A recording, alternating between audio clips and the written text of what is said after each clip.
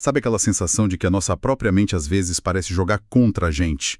Aqueles pensamentos que ficam rodando, sabe? Ansiedade que aperta. Uhum. Ou aquela impressão de estar repetindo sempre os mesmos erros.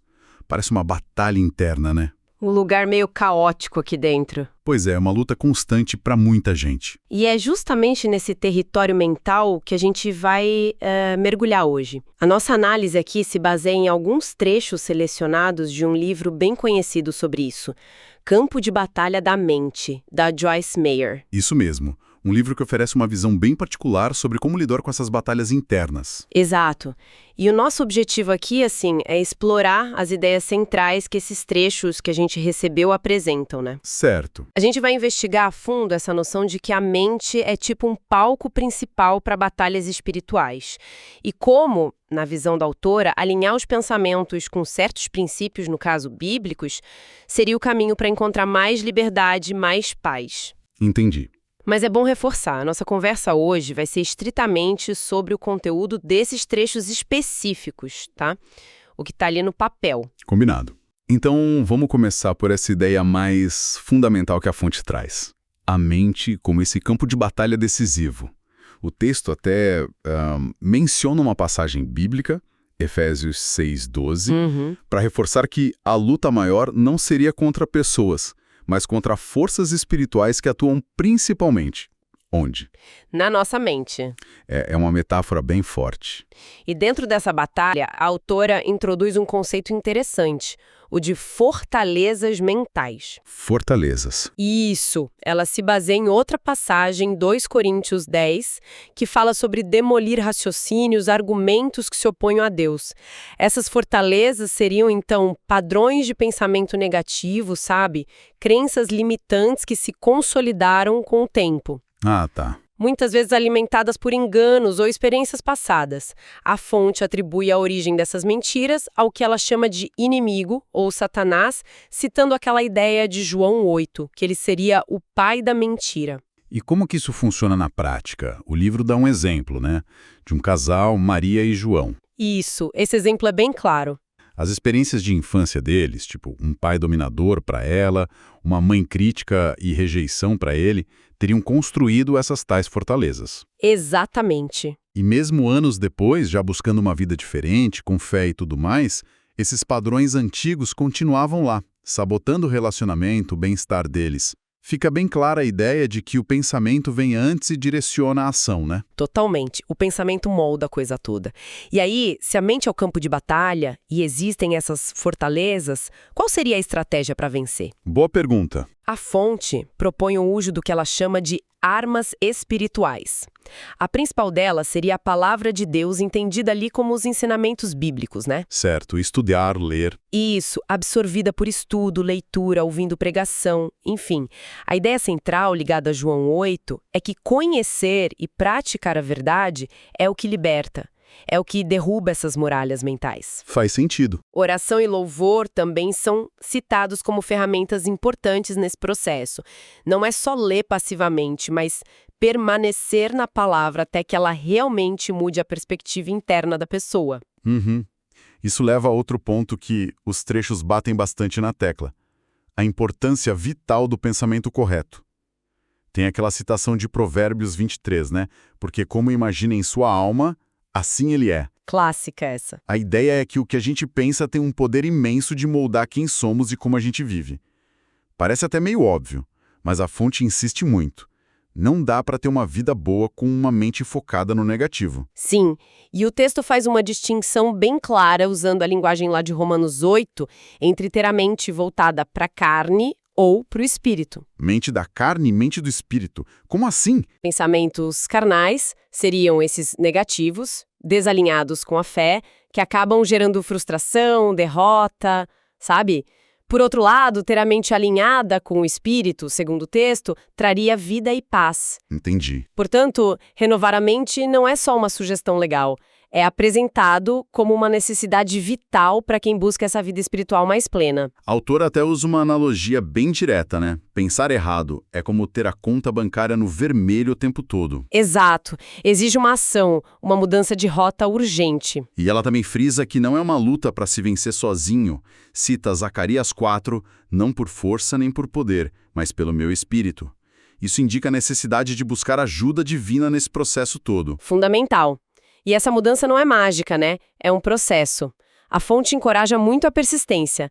Menciona Gálatas 6, sobre não cansar de fazer o bem, porque a colheita vem. Ah, sim. Não desistir. Isso.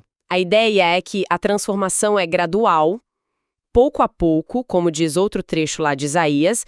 O importante é não desistir, mesmo quando for difícil ou parecer que está demorando demais. O que implica uma escolha consciente, né? Escolher ativamente no que pensar, rejeitar a dúvida, o medo. Exato. Achei interessante a analogia com o bebê aprendendo a andar. Ele cai, levanta, cai de novo. Mas não fica se culpando, se condenando por isso. A referência a Romanos 8 de que não há condenação para quem está em Cristo entra aí. Falhar faz parte do processo de aprender. O problema é ficar no chão, é desistir. Boa. E junto com a persistência vem uma ênfase muito forte no positivismo, ou melhor, na fé. A fonte cita Jesus dizendo lá em Mateus 8, seja feito conforme a tua fé. A fé como motor. Isso. A própria autora conta como lutou contra um negativismo crônico na vida dela. E como percebeu que essa mentalidade parecia, atrair mais problemas, sabe? A crença que o livro apresenta é que pensamentos negativos criam uma realidade negativa. E o contrário também seria verdade, imagino. Pensamentos positivos de fé abririam espaço para resultados melhores. Exatamente. A fonte conecta isso com Romanos 8. Aquela ideia de que, para quem ama Deus, todas as coisas podem cooperar para o bem. Não que coisas ruins não aconteçam, claro. Mas a perspectiva muda. Isso, a perspectiva. Lembra daquela historinha que ela conta da calça amassada numa viagem? Ah, sim. Em vez de estragar tudo por causa disso, a escolha foi se adaptar, né? Manter uma atitude positiva, como diz Romanos 12. Pequenas escolhas que fazem diferença. E essa positividade está muito ligada à esperança, descrita como âncora da alma, lá em Hebreus 6. O exemplo usado é Abraão, que, segundo Romanos 4, manteve a esperança e a fé, mesmo quando tudo parecia impossível. Uma esperança que não depende do que se vê. Exato, uma confiança no que foi prometido, não nas circunstâncias. E um momento-chave para a autora, que ela compartilha nos trechos, foi quando ela recebeu um conselho que parece simples, mas foi poderoso para ela. Pense sobre o que você está pensando. Parece simples, mas é profundo. Foi o que a fez tomar consciência do caos mental em que vivia. Ela até cita Efésios 2 sobre seguir as inclinações da própria mente, muitas vezes sem nem perceber. É o ponto de partida, a autoconsciência, perceber o que se passa aqui dentro. E o passo seguinte, segundo a fonte, é preencher a mente intencionalmente com o que é bom, com o que é verdadeiro. E como fazer isso? Daí a importância da meditação na Palavra de Deus, citando o Salmo 1 e Marcos 4. A ideia é que quanto mais atenção a gente dá à verdade, mais ela cresce dentro de nós e, expulsa as mentiras, os pensamentos inúteis. Faz sentido. Filipenses 4.8 é apresentado como um filtro prático para isso. Focar no que é verdadeiro, nobre, justo, puro, amável, de boa fama. Uma lista para guiar os pensamentos. Exato. E a conclusão da autora foi forte. A infelicidade dela vinha muito mais dos próprios pensamentos do que das ações dos outros. O problema estava dentro. Nossa, que virada de chave! Isso nos leva a uma segunda parte interessante da análise, onde os excessos descrevem diferentes condições da mente que podem nos atrapalhar, né? Sim, a fonte faz um contraste. De um lado, o que seria a mente normal, do crente descrita como calma, pacífica, capaz de discernir a direção de Deus, aquele cício tranquilo e suave de um rei, sabe? Cooperando com o espírito. E do outro lado, vários estados anormais que impedem essa conexão. E reforça um ponto crucial de Romanos 12. A mente não se transforma sozinha quando a pessoa se converte.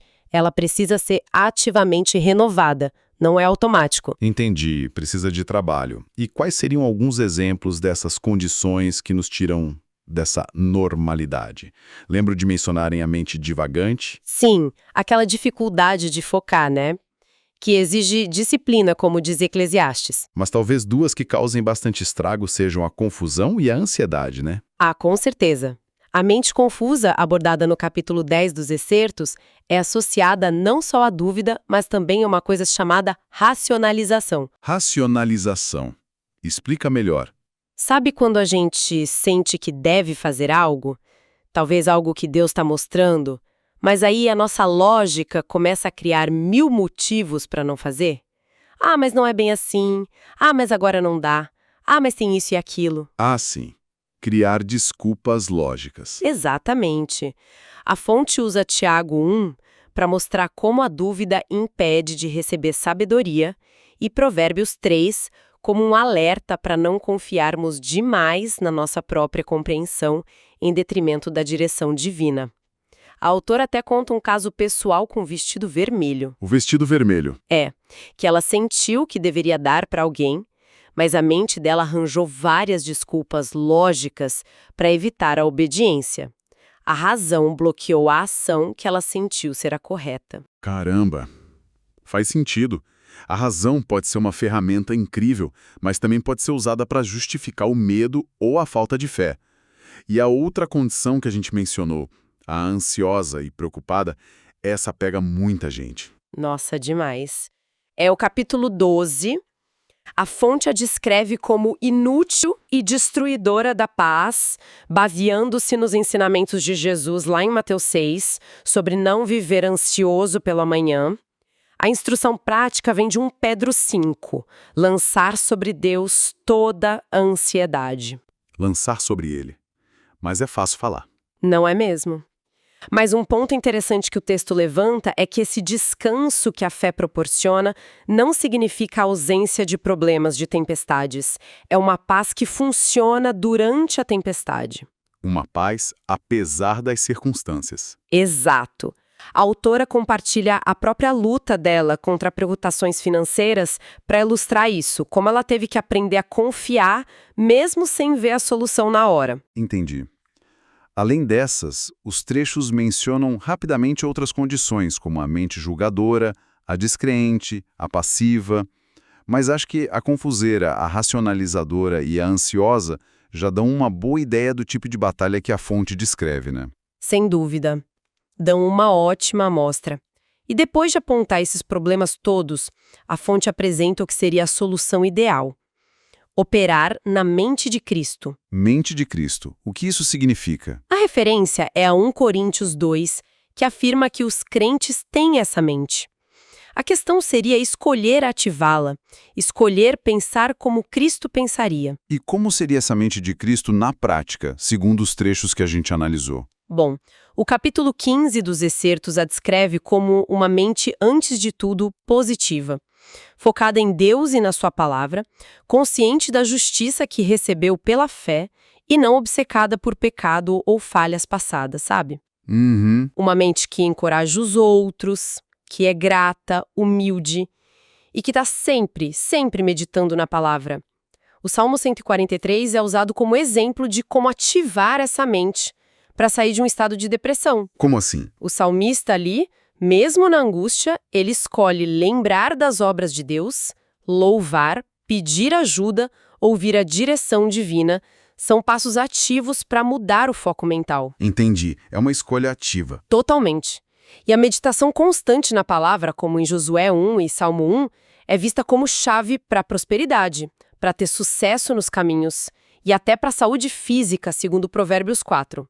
A escolha final, reforçada lá por Romanos 8, é sempre entre a mente da carne, que leva à morte, à derrota espiritual, e a mente do espírito, que leva à vida e paz. Usar Filipenses 4.8 como guia diário. Certo. Então, primeiro, a base. Mente como campo de batalha, a importância do pensamento. Depois, os problemas, as condições mentais negativas. E a solução, renovar a mente e operar na mente de Cristo.